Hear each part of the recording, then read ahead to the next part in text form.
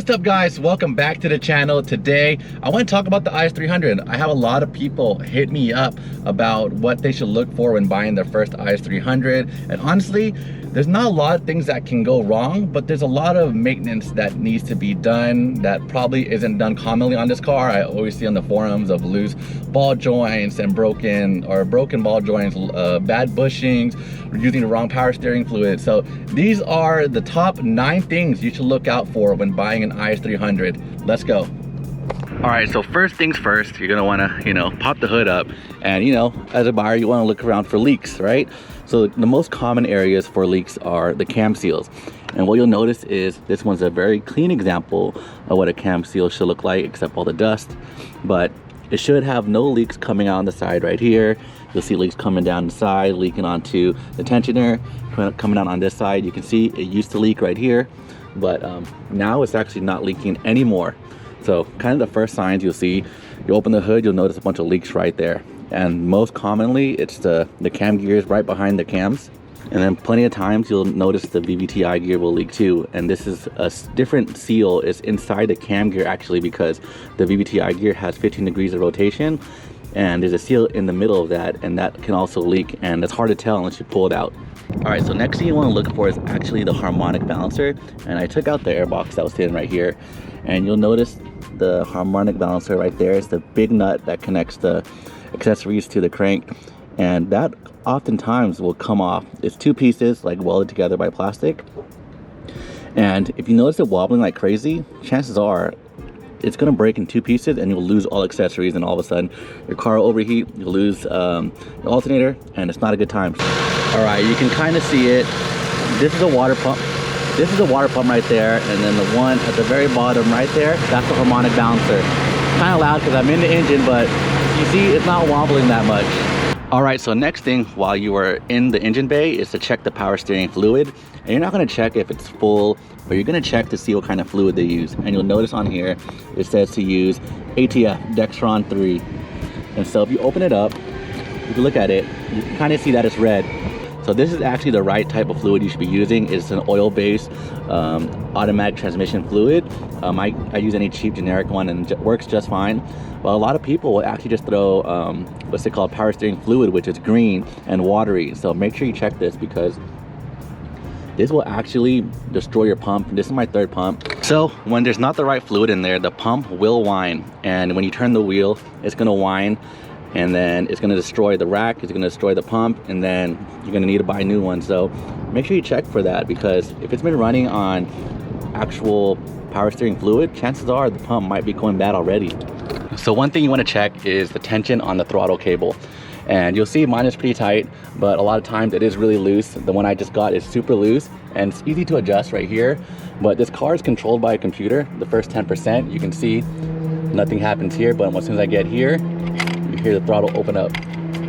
And so if there's a lot of play, you're gonna feel like you don't have a lot of power when you press the accelerator. There might be a lag or a delay. And so you wanna check that. It's really easy fix. You can see mine is actually almost like maxed out in terms of the tension, but it's still good, still responsive, but something to check out while you're looking in the engine.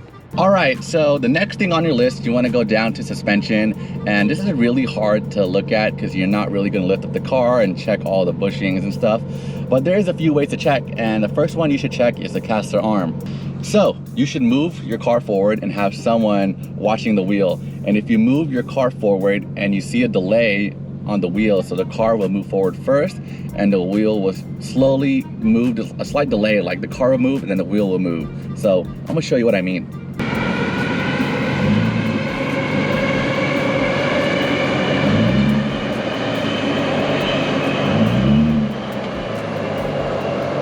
So that's how you can tell that's a bad lower control arm, because there's a little play in the bushing as you try to move forward and back as you try to accelerate. It's a really easy fix. You just got to replace the lower control arm, but it's definitely something to look out for, because it's not gonna feel good while driving and your tires are not gonna last as long. So something to check for. So the next thing to look out for is the lower ball joint. And you can see it right here, which is with these 2 nuts, Allen keys right here and right here. That's the lower ball joint. So what you want to do while you're test driving your car is to just start driving it and then just go over some bumps.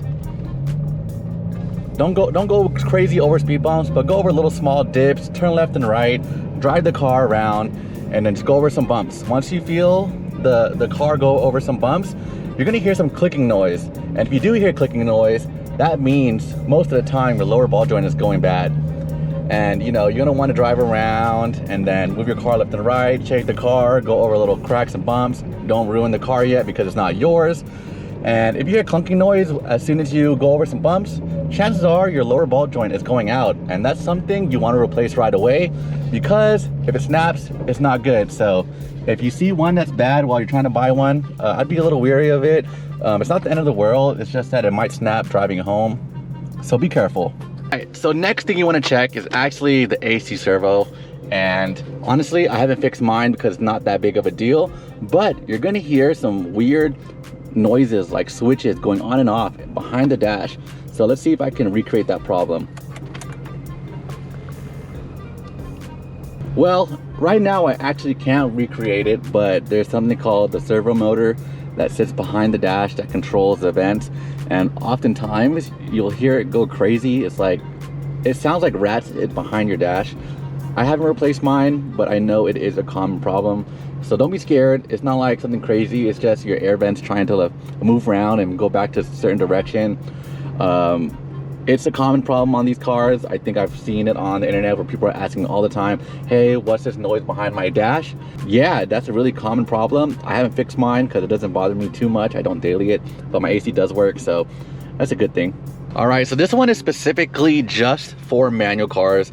If you do buy a factory IS300 that's manual with a 5-speed, they're not strong and they tend to give out, and mine did. So I do have a W58, which is off a super transmission.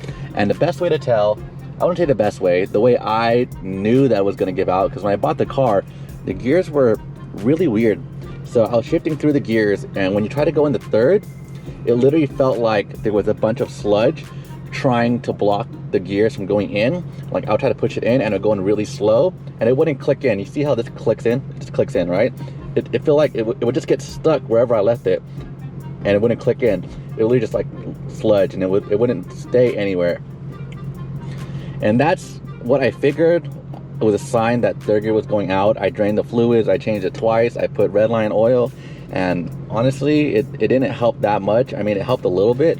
I had this weird sludge feeling going in. It felt like a bunch of oil was behind here and I couldn't push it in. And so like, I would either have to push it in gently and it'll pop in, or if I shift too fast, it will grind. So something to look out for, especially when you're driving and test driving a manual IS300 for one. Go through all the gears, shift it. I wouldn't like money shift it, but I would just go through the gears, make sure they're not grinding, make sure it feels like it clicks in. You can see click, click, click. Yep, all the gears work, except for mine reverse doesn't go in nice. But yeah, something you should look out for, because the factory manual is expensive, and if you get a bad transmission, they're really hard to find a new transmission nowadays. So something you should really look out for. Also, another really common problem, especially from 2002 to 2005 and not the 2001, because for some reason Toyota decided to change their materials, is a sticky dash. Mine is actually pretty clean, but it does get really common that the dashboards become really sticky, and that's because it gets really hot and these materials are not the greatest from Toyota, and they kind of start to melt, and if you touch it, it gets sticky. It looks like it's, you know, covered in like goo, and it's a really ugly problem to have, but it's really common. And the only fixes that people do is swap for 2001, or they flock their dash, or they sand it down and repaint it. And so if you do see one, it is kind of an expensive fix. I mean, a used dashboard is around like 200 bucks for another one, or you can fix it yourself. But it is a really common problem, and you know, if you're looking for one, that is something that you'll notice right away. And it's not a neglect from the owner, it's just a really common IS300 problem. So I hope you guys use this video to help you buy your first IS300. I hope you guys go out, look at it thoroughly. If you're looking for a really clean one, so you know what to look out for, make sure there's no leaks. If you're looking for a project car, now you know what you can look for so you can work on it later, so you don't have any surprises, you know. you're buying a cheaper IS300 and you see all these leaks, you know you're gonna have to replace these cam seals and stuff, so you know you can negotiate it. So this is just a guide to what you should look out for when buying your first IS300. That way you know what you're getting yourself into. Overall, I think once you get the car and you maintain it, it'll be a really fun car, a really reliable car, as long as you do all the maintenance that needs to be done. So thank you guys for watching. Don't forget to hit the subscribe button, and I'll see you guys in the next one. Peace.